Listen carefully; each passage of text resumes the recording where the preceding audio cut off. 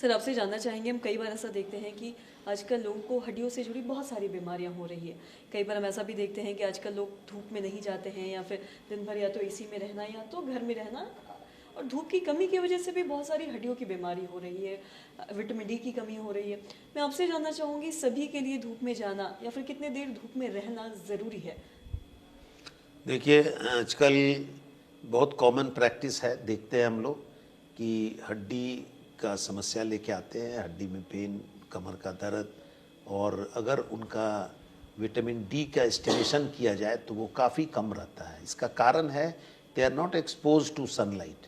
तो अगर normal way में धूप से आदमी मुखातिब हो, जैसे अर्ली मॉर्निंग के सन से उसमें एक्सपोज्ड होगा, तो उसको ऑटोमेटिक अपने सन रेज से ही विटामिन डी मिल जाता है। लेकिन लाइफस्टाइल चेंज हो गया है, सुबह में लोग उठते नहीं हैं, मॉर्निंग में एक्सपोज नहीं होते हैं, तो उनमें ये विटामिन डी की कमी हो जाती है, और विटामिन डी की कमी होने से हड्डियां जो है वो मुलायम होती है, और उससे इनके काफ़ी समस्याएं हड्डी की उत्पन्न हो जाती है। तो कमर्शियली भी विटामिन डी मिलता है, तो लोग उसको खाते हैं और उसके लेवल को ठीक करते हैं। लेकिन अगर धूप का सेवन करें, वो भी खास करके अर्ली मॉर्निंग वाले धूप, उसके सेवन करें, तो उससे खुद विटामिन डी मिल जाता है। पाश्चात्य देश, फॉरेन कंट्रीज़ जहाँ की सन राइज बहुत कम होता है, वहाँ ये सब समस्याएं बहुत अधिक होती है, तो वहाँ लोग टैबलेट सैचेट में मिल्क में मिला करके खाते हैं। लेकिन हम लोग के देश में जहाँ काफ़ी अच्छे मात्रा में सनलाइट एक्सपोज्ड है, ये हम लोग का भारत ही ऐसा देश है जहाँ पर हम लोग को ऐसी कोई कमी नहीं है। तो हम लोग को इसका फ़ायदा लेना चाहिए। Early to bed and early to rise जो स्लोगन है, उसके हम लोग को पालन करना चाहिए, और हम लोग को सनलाइट से एक्सपोज्ड होना चाहिए।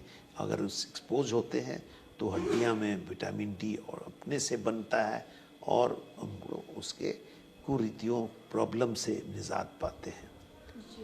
और साथ ही साथ सर, हम बचपन से एक चीज़ सुनते आ रहे हैं कि अक्सर ऐसा कहा जाता है कि हड्डी मजबूत करने के लिए दूध पीना चाहिए, इससे हमारा कैल्शियम की कमी हो जाती है। कई बार लोग दूध नहीं पीते हैं, तो मैं आपसे जानना चाहूँगी, तमाम बच्चों को या फिर लोगों को क्या कहना चाहेंगे कि हड्डियों के लिए क्या सच में दूध पीने की ज़रूरत है या नहीं? मैं आपसे थोड़ा जानना चाहूँगी विस्तार में। हाँ, देखिए, खास करके चाइल्डहुड में बच्चे लोगों को अगर दूध दिया जाए तो उसको कैल्शियम रिच बोन्स बन जाते हैं, और देना ज़रूरी है, देना चाहिए। जिसे उसके फैट को हटा करके दीजिए तो और अच्छा है। तो हर एक एज ग्रुप में अगर मिल्क का आदमी सेवन करता है तो उसको कैल्शियम की कमी नहीं होगी, और उसकी हड्डियां में दर्द नहीं होगा, बोन ऑस्टियोपोरोज नहीं होगा। मिल्क क्या है? मिल्क एक तरह का प्रोटीन है, और ये मिल्क प्रोटीन जो है बॉडी के हड्डी के लिए अच्छी चीज़ है। तो इसमें दूध का सेवन ज़रूर करना चाहिए, खास करके बच्चों को तो ज़रूर देना चाहिए, क्योंकि उसका बोन का फॉर्मेशन का पीरियड होता है, और एल्डरली में हम लोग को बोन के मेंटेनेंस करने की आवश्यकता है कैल्शियम की।